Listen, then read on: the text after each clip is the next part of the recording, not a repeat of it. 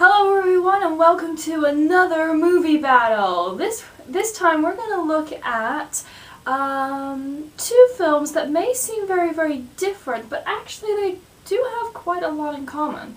Both have a fictional love story, even though one of the characters is based on a real character in one of the films, based around an historical event or era. Both these films, I think they perform, well, I know certainly one of them performed very well at the box office, but I think, did the other one do okay? And I think both of them, they snagged a lot of awards, including both, I think, I should have really checked this before I started, yeah, both received the Oscar for Best Picture, so clearly these are two very good films. But which one is better? Well, here we go. This is going to be Shakespeare in Love versus Titanic.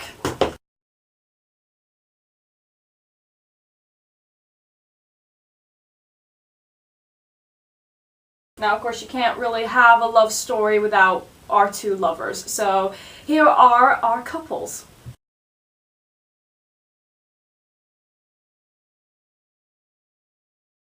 Okay, so a lot of you will be thinking, oh my god, do we really have to talk about the love story? Well, in this, considering that both films are romance, yeah, we kind of have to. I know a lot of people criticize the love stories because, yeah, they were quite fast and, yeah, all this kind of thing.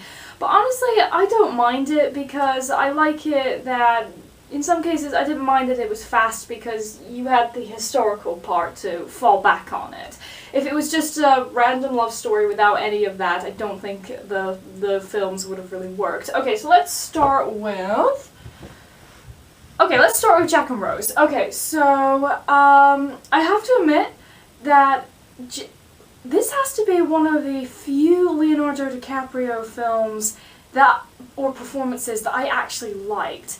Unfortunately, he is one of those actors I hardly see a performance from. It's nothing against him, it's just my own personal views. I don't think he's bad, it's just that I never see a performance from him. But in this one I kind of give him the benefit of the doubt because he does actually do a really good job. And I think that half comes from him and half comes from Kate as well. Jack is a very good character as well. You know, the fact that he pretty much takes life as it comes, and you know, even though he's poor, he doesn't really mind it because he just lives. And that's great, and that serves as a great inspiration for Rose. Kate Winslet, of course, she does a fantastic job, and obviously these roles are their most iconic roles, but they both did a really good job. Rose, of course, is stuck being the first-class passenger, forced to marry someone that she doesn't love, and obviously falls in love with someone that she isn't. Now, I know this cliche is, yeah, has been done quite a few times, but I didn't mind it because, really and truthfully, when you really think about, you know, a poor person falling in love with a rich person, this is one of the couples that you actually, it sticks out in your mind, and, you know, they always come at you. So that's gotta mean something, right? Okay, so, and of course, Rose is inspired by Jack to pretty much become her own person, and of course she makes this change through the course of the film, and I definitely love the moment when she decides to leave her family and go and save Jack while the ship starts to sink, and I really like that scene. Okay, so let's move on to William Shakespeare and Viola. Now, this was actually quite interesting because obviously William Shakespeare is, of course, based on Shakespeare. And one of the things I was really impressed by this performance is Shakespeare is one of those, he's one of the most iconic people in the world. Everyone knows who he is, everyone knows these plays that he supposedly wrote and the poems that he created. But we don't really know that much about him. We know a lot about his work, and evidently that means that we know exactly what kind of person he was.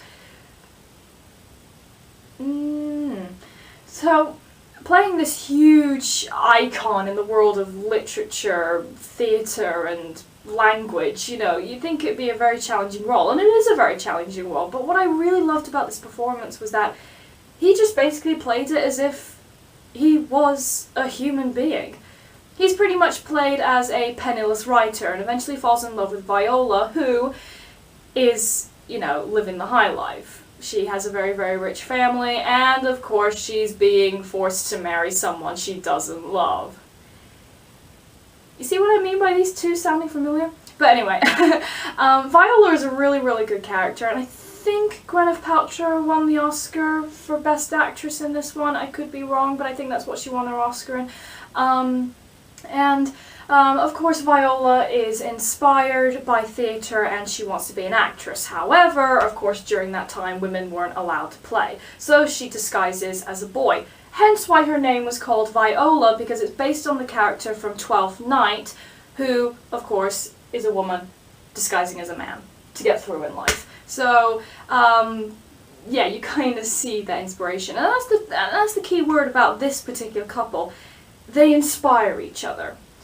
So, the performances are good, the characters are good from both films, but which one actually makes the better couple?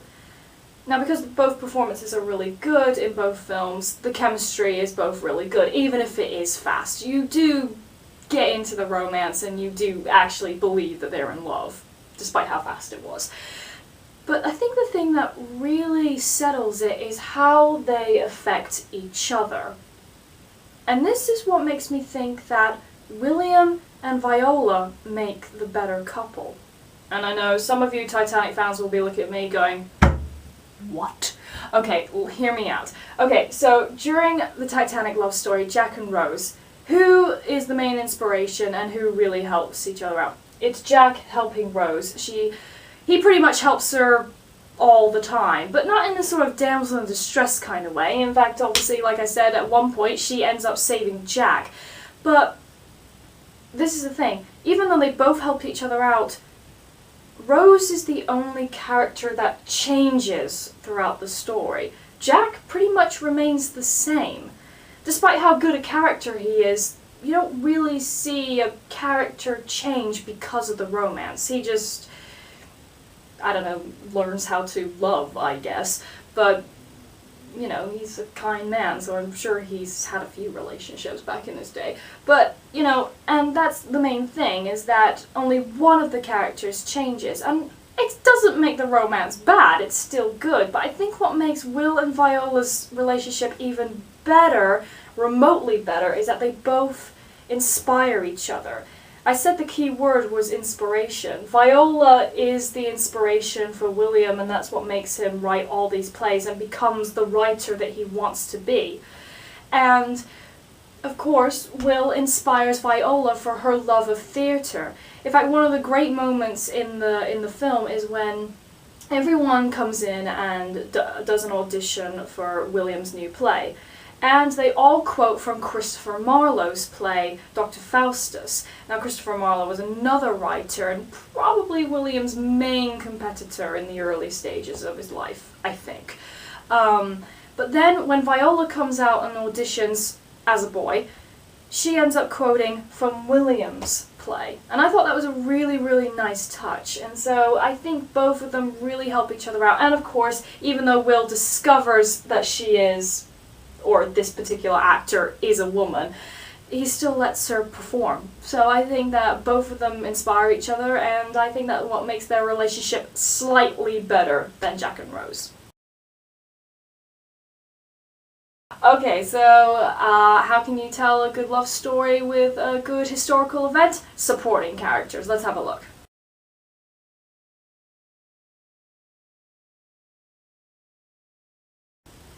Now again, these two films have really good supporting characters, but sometimes maybe some of them aren't great. In particular, the antagonists. Both these antagonists are pretty much the same when you think about it. Obviously, Billy Zane, who plays Cal in Titanic, he's the guy who Rose is forced to marry. He's a complete asshole, and eventually they have a sort of confrontation where he tries to shoot both of them. In Shakespeare in Love, Colin Firth plays... what the fuck is that guy's name? I can't remember. Anyway, he plays the asshole who Viola is forced to marry, even though she doesn't love him, and eventually he has a sword fight with William Shakespeare. And let's much it, to be honest. I think really they're just the characters that are in the way. I don't think they're meant to be the main antagonists of the film. In fact, when you really think about it, both films, I don't think they really have antagonists. It's just, like I said, people who just get in the way of their romance, and that's pretty much it. You might count that as a villain, but I don't think they're strong enough to pull that off. However, let's look at the other characters. And again, this is quite hard because, particularly with Shakespeare in Love, because I'm not sure who was real and who was not. Obviously, Christopher Marlowe was real, I know that. Burbage was real, and actually this is something that I really liked. As well as showing how an Elizabethan theatre production was set up, they also show the competition between the two theatres, the Rose and the Curtain. The Curtain is doing very, very well, as it has Burbage, who is in charge and is their main actor. And Burbage, I guess you can describe him as the Laurence Olivier at the time. The Rose, however, had the Admiral's men, led by Ned, who was more of the Tom Cruise at the time. Anyway, but I like the fact that they both show the sort of competition as well as the creative process. In Titanic, a few people are, of course, related to real people that were, in fact, on the Titanic. And the main two that... well, no, actually, main three that I really liked is the Captain, Mr. Andrews, and Molly Brown. I thought their... I've completely lost my word. I think their involvement in the film was really, really good, even if they're not the main characters. And I think when Mr. Andrews said goodbye to Rose, I think that was a very emotional moment, particularly as he was the designer of the ship. And you do feel really bad for him that, you know, pretty much his own creation is sinking and he couldn't make the ship as good as it could. And so I felt the most sorry for him. Molly, of course, is a really, really good character, although her character really comes through, and I like the fact that she helps Jack out, and so she doesn't seem like the typical first-class woman, and she, of course, wants to go back and help all of those that are drowning and freezing to death. Go Molly. And of course it's really sad that the captain, I really like the scene when he decides to go down with his ship, as any other captain would. So these characters are really, really good. Other first-class passengers, I'm only thinking of Rose's mother. She was okay. Obviously, she's a bit of a bitch.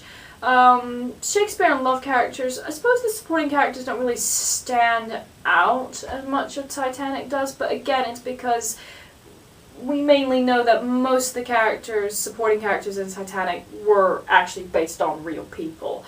In Shakespeare in Love, it's a little bit, I don't know if these people existed or not, but let's look at the interaction with the main characters. And again, this what makes Shakespeare in Love a little bit better than Titanic. I love the characters from Titanic, I love the portrayals, but there's not that much interaction with the main characters. I think the main interaction we have is, of course, with Mr. Andrews, and I do really love his scenes a lot. But Shakespeare in Love, this is about a company of players creating a production, and the majority of the film is not actually focused on the romance, it's focused on how Elizabethan theatre operates, and so you can't really tell this story without the company of players and a good supporting cast. So again, by a slightly marginal point, I think Shakespeare in Love has the better supporting characters. Okay, so let's move on to history.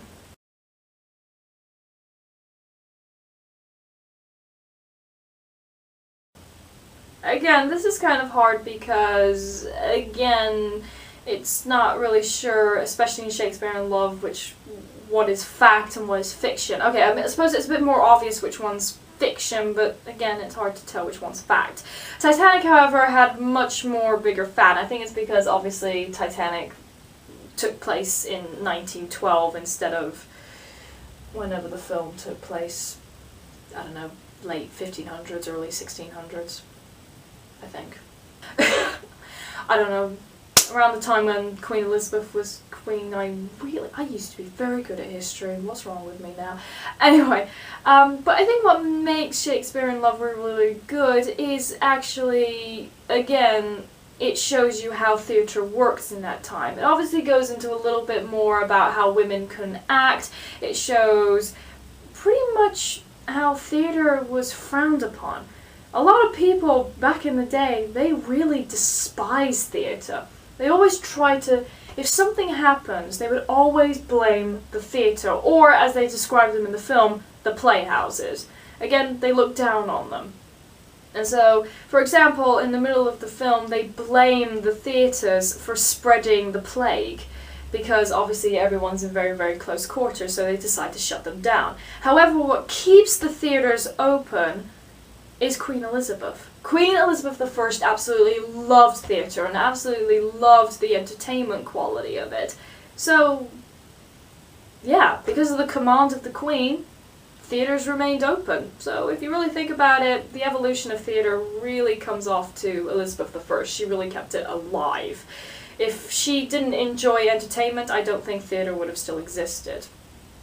At least in England for a very long time. In fact, actually, one of the things is, a very, very standout line is when Elizabeth says, "They're not acted for you, they're acted for me." And it's true. It is true. So I thought that was very, very interesting. However, Titanic does have a lot more facts, and actually, I loved how the film starts with the shipwreck. You actually see the wreck. I was very surprised to know that half of it was models and half of it was actual real footage that they got of the real wreck. And wouldn't it be amazing to actually see the wreck? I mean, my god, I would be full of emotions if I ever saw that, but anyway, I can only dream. But I liked the way that it really introduced the modern day audience to the history, because of course when you think about Titanic, you think about the sinking, therefore you think about the wreck. So actually seeing it, it's sort of like seeing the ending at the beginning of the film. You know what's coming, you know what's going to happen, but because you gain such a connection with the characters, you really hope it doesn't happen, and when it does happen, they really put emphasis on the fact that this did happen, and that's what gets me emotional about it. I don't really necessarily get as emotional as I did towards the love story, but I definitely get emotional towards the sinking and the fact that it's actually true. So I think Titanic does win the round here. Okay, here is going to be the hardest category for me, imagery.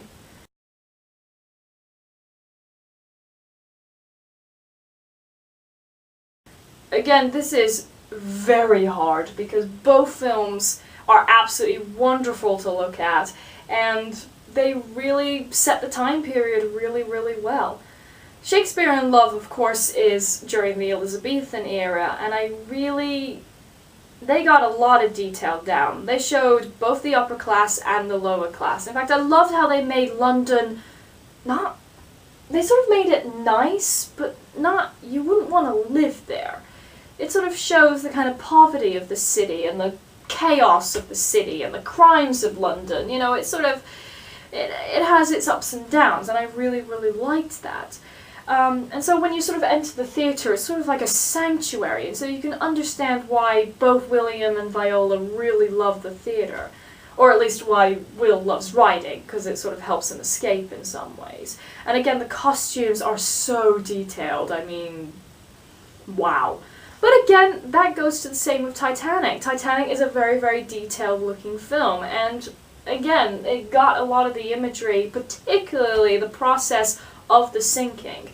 It was one of those, I think it's one of the few Titanic movies that actually showed the ship splitting in half, and even though some historians think that that didn't happen, the majority of them think that did happen, so, you know. And again, I liked the fact that even at the beginning we get a little bit of that clip of the ship going in a bit more of a fast pace when they're showing it to the older Rose. And so when it happens in the movie, you're sort of thinking, oh yeah, that happens, and it keeps flooding, and it gets riser and riser. Oh yeah, it's going to split, then it's going to rise up. You know what's coming. But it's sort of nice to get that sort of, okay, here's what historians think happened, and then the film shows it. So I sort of liked that it showed the pacing a bit. I could be going off more, but anyway. So again, it's really, really hard to discuss imagery because, again, both films represent both eras very, very well.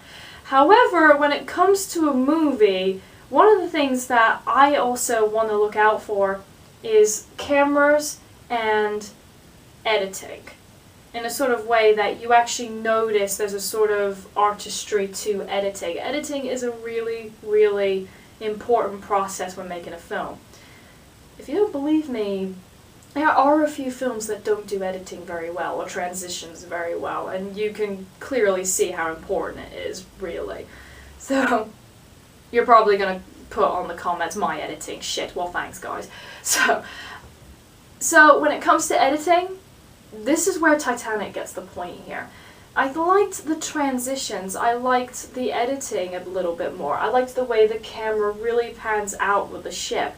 In fact, one of the things that I admire about the effects, even though it's a little dated now, you see the ship in wider forms. You actually see it away from what the lifeboat passengers can see. You can see it in close-up, you can basically, you get a lot of detail of it, and that comes through from the editing and the way the camera moves. So, Titanic gets the point here for imagery.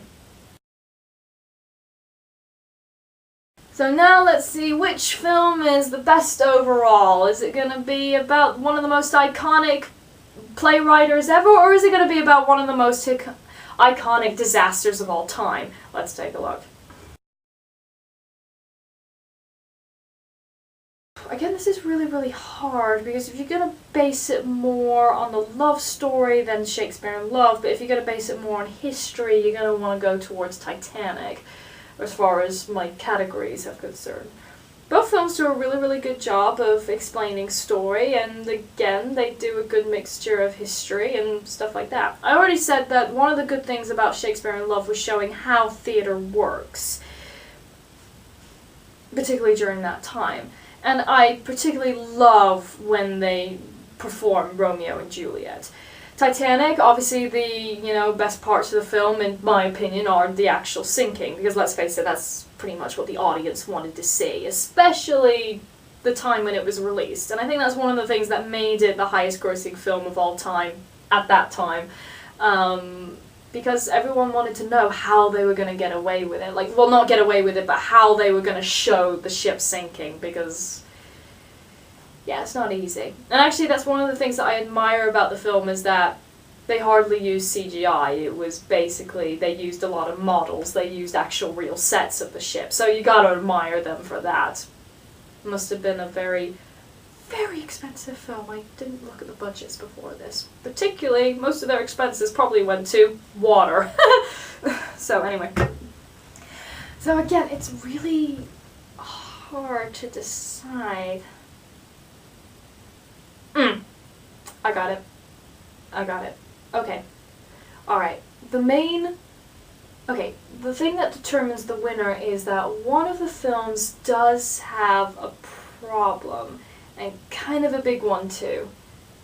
And that is Shakespeare in Love. Shakespeare in Love, pretty much the play that Will is writing at the time, is Romeo and Juliet, one of his most famous plays outside of Hamlet.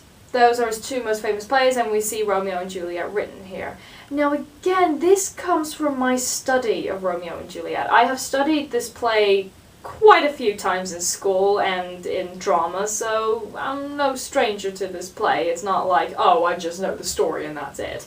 We explored a lot of the themes here. Now, of course, most people, when they think of Romeo and Juliet, the main theme is love.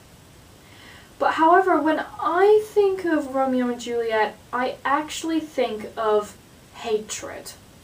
I think that is the main theme of the play, is hatred.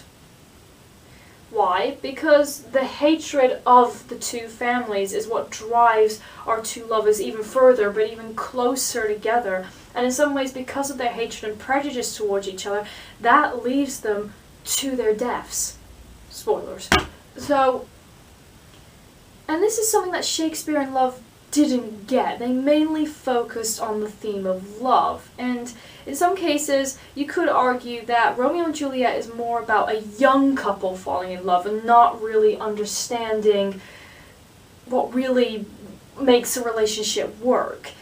Instead, Will kind of looks at it as true love and forbidden love. Now, there is a little bit of hatred that he does talk about, but it's very briefly in the movie. So, it's only because of my personal opinion towards Romeo and Juliet and seeing how the film didn't really think about the hatred theme and the prejudice theme, that kind of affects the story for me. It doesn't make the film bad in any means. Absolutely not. For those of you who haven't seen the film, I highly recommend it. But I think that's a little bit of a problem that I can't let slide. And also I think the main thing is that Titanic had a lot more emotion. And I'm not just saying that because, well, it is based on one of the biggest disasters. And even if you don't rarely get into the emotion of the love story, you do get the emotion of the people dying. I know some people may have problems with how James Cameron represented the sinking, but at least he showed the suffering and pretty much the pain that the passengers went through. So, yeah, I think Titanic is the better film.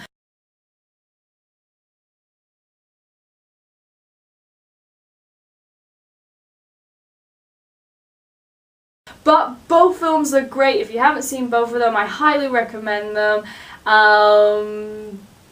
because of what I've said about each one. So thank you very, very much for watching. And before I say, I want to say that not all of this was done by me. It was done by a friend called Mo, because he is I think he's a bigger Titanic fan than I am. So his input to the film was very, very helpful. So thank you. So I hope to see you guys soon with another movie battle, and yeah, okay, bye everyone!